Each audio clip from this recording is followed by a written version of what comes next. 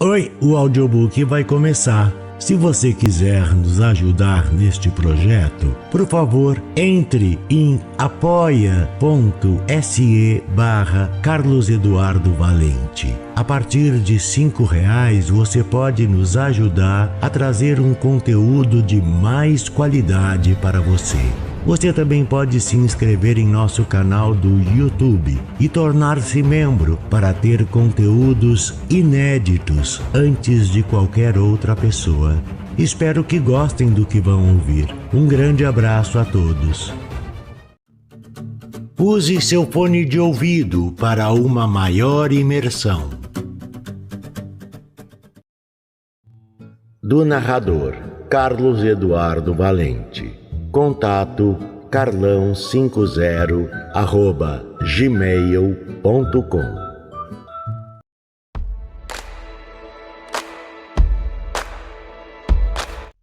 Lázaro, de Leonid Andreev. Parte 2. Alguém por descuido ergueu o véu. Pela exalação de uma palavra pronunciada, destruiu o sereno encanto e revelou a verdade em sua feia nudez. Nenhum pensamento estava claramente definido em sua mente quando seus lábios perguntaram a sorrir: "Por que não nos conta, Lázaro, o que havia lá?"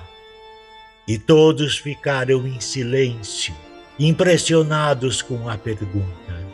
Só então pareceu ocorrer-lhes que durante 3 dias Lázaro estivera morto, e olharam com curiosidade à espera de resposta. Mas Lázaro permaneceu calado. "Não vai nos contar?" admirou-se o questionador. "É assim tão terrível lá?" De novo seu pensamento foi deixado para trás por suas palavras.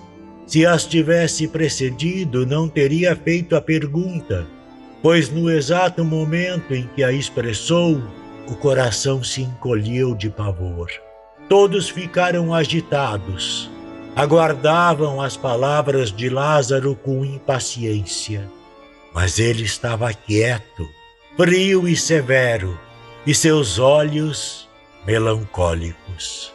Então, como se fosse pela primeira vez, perceberam o horrível azulado de seu rosto e a repugnante inchação de seu corpo. Sobre a mesa, como se esquecida por Lázaro, repousava sua lívida mão azul, e todos os olhos se concentraram nela, parecendo esperar a desejada resposta vinda daquela mão. Os músicos ainda tocavam.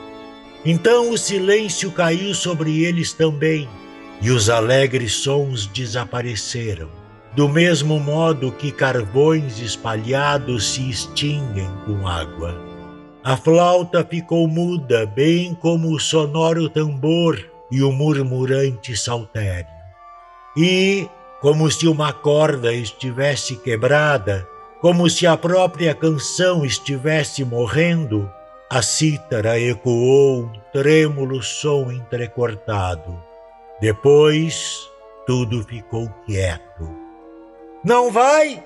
repetiu o questionador, incapaz de segurar a língua tagarela.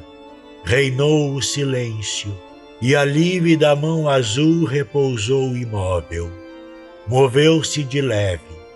O grupo suspirou de alívio e levantou os olhos. Lázaro, renascido dos mortos, olhava direto para eles, envolvendo todos em um olhar intenso e terrível.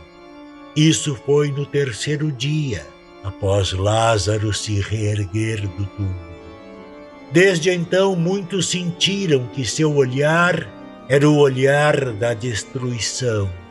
Mas nem aqueles que haviam sido esmagados para sempre por ele, nem os que, no apogeu da vida, misterioso como a morte, haviam encontrado vontade para resistir a seu relancear, conseguiram jamais explicar o terror que jazia inamovível nas profundezas de suas negras pupilas.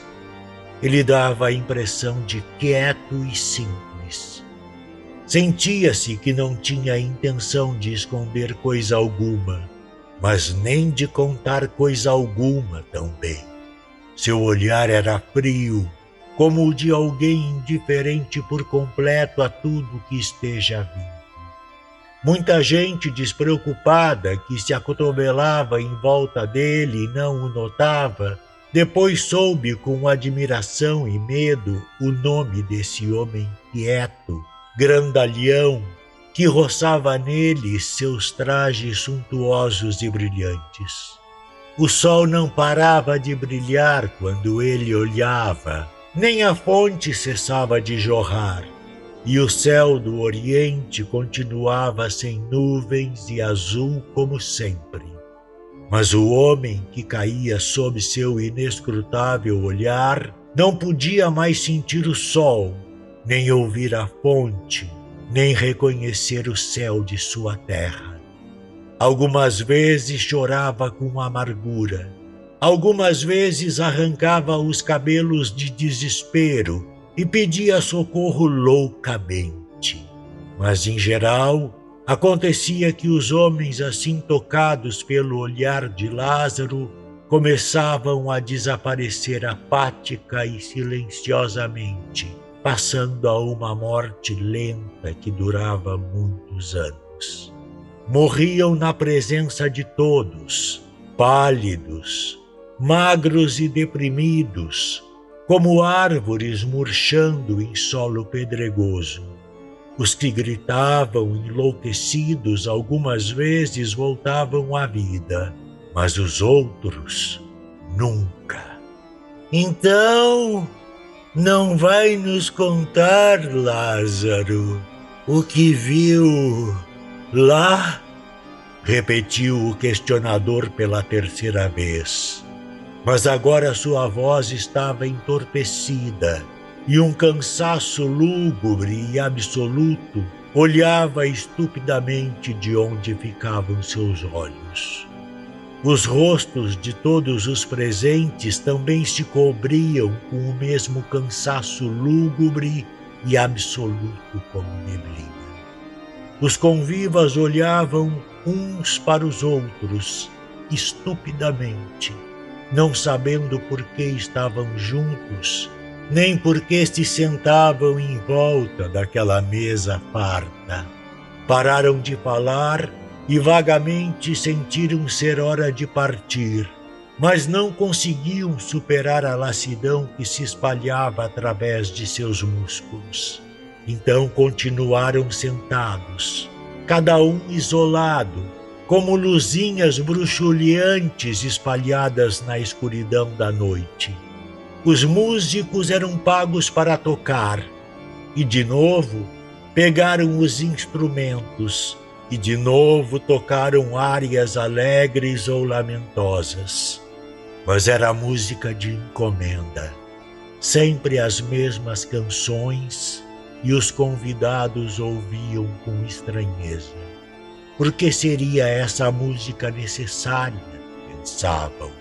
Por que necessário e que benefício traria às pessoas ferir cordas, soprar com as bochechas flautas delgadas e produzir ruídos variados e malsonantes?